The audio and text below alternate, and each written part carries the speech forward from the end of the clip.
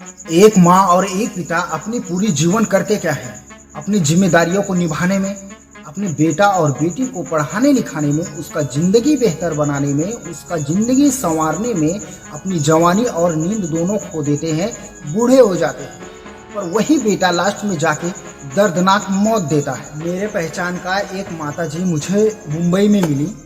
वो माँ जी मुझे अच्छे से पहचानती थी, मैं उनसे बात भी किया करता था, बहुत बात करता था और वो मुझे बहुत अच्छी तरह से पहचानती थी। तो अचानक मुंबई में जब मिली मुझे तो बोलने लगी, बेटा तुम यहीं रहते हो क्या? मैं बोला हाँ माता जी मैं यहीं रहता हूँ। तो बोली ठीक है, मैं तो गांव में रहती थी और मुझे यहाँ तो बिल्कुल अच्छा नहीं लग रहा है, कम से कम यहीं से आते जाते मुझसे कम से कम एक बार तो तुम दिन में मिल लिया करो। बोला ठीक है माता जी, इतना तो नहीं लेकिन आते जाते रहूँगा तो मैं आपसे ज़रूर मिलूँगा। तो बोली ठीक है, कम से कम आके मिल लिया करो। तो माता जी से मैंने बहुत बार मिला भी, ऐसा नहीं है, बहुत बार मिला और बहुत बातें सारे की।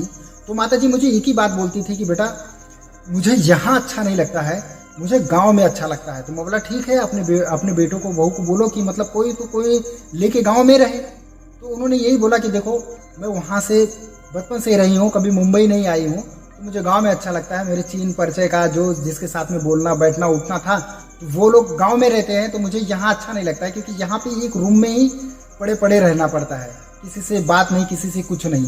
तो बोला ठीक है, बहू को बोलो कम से कम वहाँ लेके कोई ना कोई आपको रहेगा। तो उन्होंने बहुत फोर्स किया, कोई भी उनको गांव में नहीं लेके गया। तो उनसे तो मैं बहुत बार मिला, वो मुझसे एक ही बात करती थी, मुझे गांव लेके चलने के लिए। और फिलहाल देखो कि मुझे ही बोल दिया उन्होंने माँ जी ने कि बेटा कम से कम मुझे तो आप गांव लेके चलो और मुझे छोड़ दो वहीं। मैं बोला माता जी आपका कोई वहाँ नहीं है तो आपका देखभाल कौन करेगा, आपको गाँव में छोड़ दूंगा तो। और बोले नहीं मुझे लेके चलो। और एक्चुअली क्या है कि मैं खुद उनको रख लेता, लेकिन क्या है कि मेरे माँ और मेरे पिताजी हमेशा सीरियस कंडीशन में रहते, मैं उनके पीछे खुद ही परेशान था। उनका दवा करना, उनका ये करना, और बहुत दिक्कत थी कि मैं किसी और को नहीं रख सकता था, तो उनको नहीं बोला। तो ऐसा हुआ कि मैं गांव चले आया, फिर वापस गांव से गया। तो 1-1.5 महीने बाद वो माता जी को मतलब मैं मिला, देखी अकेली बैठी थी वो माता जी, क्योंकि मुझे 1.5 महीना हो गया था, तो अकेली बैठी थी। तो मैं देखा तो उनके पास गया, उनसे बात करने लगा। और बात करते करते तो करने लगा, तो उनके पास जब बैठा था तो मुझे बदबू लगने लगा, मुझे पेशाब का बदबू आने लगा। तो मेरे को लगा अगल बगल में कोई भाई पेशाब किया रहेगा। बाद में देखा तो उनका पूरा कपड़ा भीगा हुआ है। अब वो माँ जी शर्म के मारे मुझे तो बता नहीं सकती हैं, लेकिन मुझे महसूस हुआ, मैंने देखा आंखों से, और उन्होंने अपने कपड़े पे ही पेशाब किया हुआ था। क्योंकि वो माँ जी का जो पैर था, वो पैर चलती थी, उनका सिर्फ दर्द देता था, उनका पैर खराब नहीं था, सिर्फ दर्द देता था। उनका बेटा लोग, उनके कोई भी बेटा दवा भी वो कुछ भी नहीं करता था। उनको दमा का भी पेशेंट था, कोई दवा नहीं करता था, ये 100% है, क्योंकि कोई पैर का किसी का भी दवा नहीं करता था।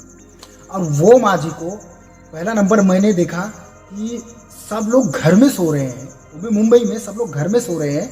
और जो उनका घर था सामने पत्रा रखा हुआ था, रोड के किनारे जो पत्रा रखा हुआ था, उस पत्रे के नीचे एक खाट डाला था, उसी खाट पे वो माता जी सोती थी। और उसके बाद में वहीं पे सोती थी। मैं हमेशा देखता था, मुझे सब लोग बोलते थे कैसा लड़का है कि मतलब माँ को अपने घर में सुलाना चाहिए, उनका देखभाल करना चाहिए, दवा करना चाहिए, यही मरने के लिए हमेशा छोड़ दिया रहता है। और वो माँ जी में सब लोग मुझे बताने लगा, वो माँ जी को बताते थे कि एक ही जगह पे एक ही बिस्तर पे हमेशा पड़ी रहती थी, संडास लेटरिन बाथरूम जो भी करना रहता था वही करती थी। और यहाँ तक हद हो गई, हद तब तक हो गई कि उन्होंने जब पेशाब करना और बाथरूम करना बिस्तर पे शुरू कर दिया, क्योंकि उनका जब दवा नहीं किया गया तो उनका जो पैर था वो अकड़ गया। उनका पैर जब अकड़ गया तो वो चल नहीं पाती थी, बैठ नहीं पाती थी, उठ नहीं पाती थी। वो पेशाब कर देती थी बिस्तर पे ही और बाथरूम भी कर देती थी, लेकिन कोई साफ नहीं करता था। और यहाँ तक बोलता हूँ मैं, उसके बाद में मैं वहाँ तक देखा, क्योंकि मैं अपने परेशानी में खुद ही था, मैं अपने पिताजी की खुद ही परेशानी में था। और उसके बाद में मैं जब गांव आया तो मैं चले आया, तो वो भी 1-2 महीने बाद देखा, तो 3 महीने बाद वो भी गांव में चली आए। और गांव कब उनका नसीब हुआ, उनको अपने पैरों पे चल के गांव आना था, लेकिन उनका बेटा उनको लाया, उनका दोनों पैर अकड़ गया था। और जब मुंबई में पता चला, सब लोग ने बोला कि यहाँ मर जाएंगे, कोई मतलब नहीं निकलेगा, उन्हें गाँव लेके जाओ। वो बेटा गाँव में लेकर आया, गाँव में कम से कम 1 महीना इंतजार करा उनका मरने का। और एक बात बता दूं, जब मुंबई में था, मुंबई में माँ जी थी, तो उसने उसका लड़के ने अगर दवा किया रहता तो वहीं पर ठीक हो जाती, क्योंकि वो संडास पेशाब जो भी बाथरूम बिस्तर पे करती थी तो साफ तो करता नहीं था, क्योंकि अगर साफ नहीं करेगा कमर के पास वो, क्योंकि खिसकने की कोशिश करेंगी तो कमर के पास कट जाता है, तो वहाँ पे क्या होता है, सड़न पैदा होने लगता है, कीड़े पड़ जाते हैं। सेम वही हुआ था, उनके शरीर से बहुत बदबू आता था। और जब वो मुंबई से गांव लेकर आया तो बहुत लोग देखने के लिए उनके शरीर से बहुत बदबू मारता था। और उनके ही घर का लड़का, उनका ही नाती, जो कि मतलब उनके बेटी का लड़का था, वही मेरे को बताने लगा, बोलता है तुम नहीं समझोगे, उनके पीठ के पीछे सड़न पैदा हो गया, कीड़े भी पड़ गए, उनके बहुत बदबू देता है। वो मुझे ऐसा सब मुझे बताने लगा। और मुंबई में तो सब लोग मुझे बताते ही थे, लेकिन यहाँ पर भी उसने बताया, मैं शॉक हो गया। और मैं क्रोध में मैं उनको देखने तो नहीं गया, क्योंकि मैं उनके लिए कुछ कर नहीं पाया था, मुझे दुख था। लेकिन मैं यही कहता हूँ कि वो लड़के ने दवा नहीं किया, और वो लोग ने जो बिस्तर पे संडास और बाथरूम लेटरिन करती थी, तो इसलिए सोचता था कि पेशाब कर देंगे, संडास कर देंगे। वो लोग ने मुंबई में वो माँ जी को खाना भी नहीं दिया था। और इस बात का इसलिए पता चलता है क्योंकि अगर खाना दिए रहते तो माँ जी तंदुरुस्त होती, लेकिन माँ जी थोड़ी भी तंदुरुस्त नहीं थी। माँ जी मुंबई से जब लेकर आए थे तो उनके शरीर में सिर्फ हड्डी थी और सांसें चल रही थी, ना तो बोल पा रही थी, ना तो किसी को पहचान पा रही थी, कुछ भी नहीं थी। जो कि उनको दमा का भी पेशेंट थी, उनका सांस बहुत फूलता था उस समय, वो भी बंद था, क्योंकि उनके शरीर में जान तो था ही नहीं, एकदम हड्डी बचा था। बस थोड़े बहुत इधर उधर इशारे करती थी, बस दूध। उन्होंने क्या किया, दूध पिलाना शुरू किया और खाना पीना सब बंद कर दिया, क्योंकि सोचते थे कि बार बार पेशाब करेंगे, संडास करेंगे, कौन साफ करेगा। भाई मैं बता दूं, मैं उसके लड़के लोग के लिए ही बनाया हूँ। भाई तू भी लड़का पैदा किया है, और एक बात मेरा ये भी सुन लेना, तू जिंदगी भर ना जवान नहीं रहने वाला है, तू भी एक दिन अपने माँ की स्थिति में ही आने वाला है। और मैं उस बेटी को बोलना चाहता हूँ कि जो माँ बहुत बड़ा सपना देख के अपने बेटी का बहुत बड़े घर में शादी किया था, लेकिन वो बेटी भी काम में नहीं आई। मुझे ये नहीं कहना है तुम लोग जो करना है करो, जो जैसा करेगा वैसा ही पाने वाला है, लेकिन मैं यहाँ सब लोग से बहुत सुना था, वो माँ जी से भी सुना था, मुझे बहुत जन्ने बुजुर्ग लोग ने बताया था कि ये माँ जी ऐसी हैं कि दूध बेचकर, दही बेचकर अपने बेटी और बेटे का शादी की हैं। अपने बेटे का भी शादी की थी, काम धंधा नहीं करते थे, उनका भी शादी कर डाली थी, अपने बेटी लोग का भी शादी कर डाली थी। और जितना कर्जा था वो माँ जी ने खुद कमा के अपने आप से चुकाया है। ना तो कोई बेटा दिया था, ना तो कोई बेटी दी थी। बेटी बहुत दौलत घर पे थी। जब तो कोई जिंदा थी तो एक नाम मेरे सामने जरूर लिखती थी कि मैं अपनी बेटी को बहुत पैसे वाले के घर में की हूँ, उसको अच्छा अच्छा सामान देना है। तो मैं वही सोचता हूँ कि वो कितनी गिरी हुई लड़की है कि अपने माँ का नहीं हो पाई, और कितना गिरा हुआ लड़का है कि वो भी अपने माँ का नहीं हो पाया। क्यों बोल रहा हूं, क्योंकि वो माँ 9 महीने पेट में रख के पाला है, और तुम उसके ही नहीं हो पाए। क्या तुम इतना चैलेंज अपने आप को रखते हो? क्या अपने आप पे भरोसा करते हो कि तुमने जो भी अपने माँ के साथ में किया वो तुम्हारा बेटा देख रहे थे? और इतना गारंटी के साथ बोलता हूं। और मैं यही सोचता हूं कि शादी होने के बाद, फैमिली होने के बाद, तुम बेटे लोग एक जिम्मेदार इंसान बन जाते हो। लेकिन कभी ये सोचा है, चाहे दुख हो चाहे सुख हो, माँ अपने बच्चों को अपने साथ में ही रखती है। खुद नहीं खाती है, लेकिन अपने बच्चों को जरूर खिला देती है। चाहे वो बेटा हो चाहे बेटी हो, खुद भूखे सो जाती हैं पर अपने बेटों को खिला देती हैं। शायद तुम उनके बेटे हो, तुम भी यही करते होंगे।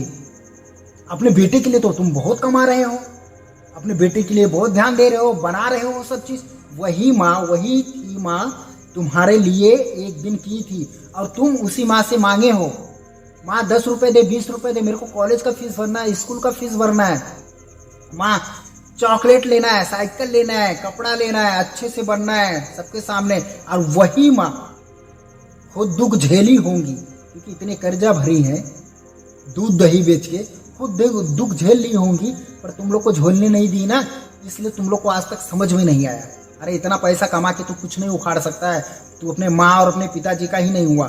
मैं तो इतना चैलेंज के साथ बोलता हूँ, एक सीढ़ी चली आ रही है, तू अपने माँ बाप का नहीं हुआ तो तेरा भी बेटा कभी तेरा नहीं होगा, ये बात याद रख लेना, क्योंकि तू भी पूरी जिंदगी जवान नहीं रहने वाला है।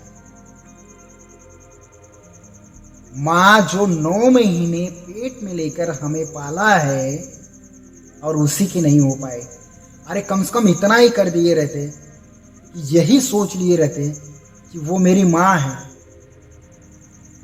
बचपन में जिस तरह मैं अपने बच्चों को पाल रहा हूँ, उसी तरह एक इंसान को तो इतना समझ लेना चाहिए, मैं एक बात बता देता हूँ अभी, एक इंसान को इतना समझ लेना चाहिए कि मैं अपने बच्चों को किस तरह पाल रहा हूँ, और उसी तरह और उस वही दुख झेल के तो एक माँ तुम्हें पाली है, तो ऐसा क्या हो जाता है कि तुम अपने माँ को ही भूल जाते हो। तुम्हारी शादी हो जाती है, तुम्हारे पास बच्चे हो जाते हैं, तुम बहुत जिम्मेदार इंसान बन जाते हो।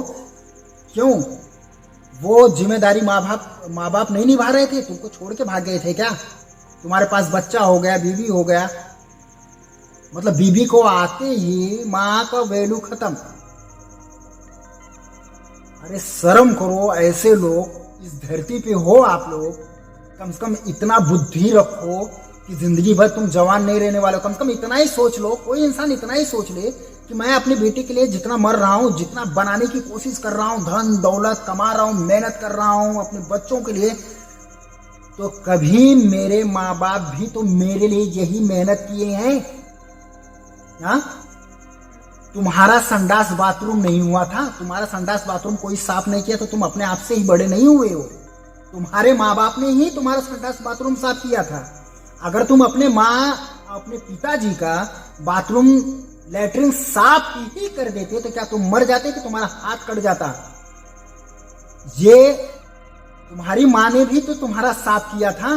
अरे बुरा वक्त आ गया, माँ बाप है, नहीं चल पा रहे हैं, नहीं पैर टूट पा रहे हैं, तुमको संडास कर दे रहे हैं, बाथरूम कर दे रहे हैं, तो साफ करने में क्या जाता है? अरे वो खाना ही तो है, हम पेट में खाते हैं और पानी पीते हैं, बस वही निकलता है, उसमें घेरना किस चीज की है? पर बेटे लोग हो ना, क्योंकि माँ लोग कभी अपने बेटे के ऊपर मुसीबत आने ही नहीं दिया, इसलिए किसी भी बेटे को समझ में आता ही नहीं। जिस दिन कोई भी माँ अपने बेटों को दुख देने लगी ना, तकलीफ में पाल दी ना, तो उसे अच्छे तरह से पता चल जाएगा कि दुख और तकलीफ क्या होता है। क्योंकि माँ लोग ये नहीं चाहती हैं कि मेरे बेटे को किसी भी चीज के लिए कभी दुख हो, और वो यही सोचती रह जाती हैं।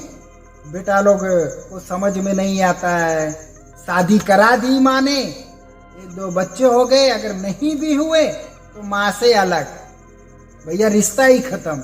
ये चीज भूल जाते हैं कि भैया किसने पाला है तुमको, किसने बड़ा किया है, क्या दुख झेला हो है। एक लड़कों को ये भी पता चलता है कि माँ बाप कितनी दुख झेल रहे हैं, लेकिन लड़का कभी माइंड में नहीं लेता कि माँ बाप कितनी तकलीफ, कितना दुख झेल रहे हैं, कितनी मेहनत कर रहे हैं वो एक लड़के के लिए। लड़का सिर्फ आएगा, खाना खाएगा, भोजन करेगा, पेट भर खाएगा, सीधा घूमने निकल जाएगा, फिर भी माँ बाप नहीं बोलते।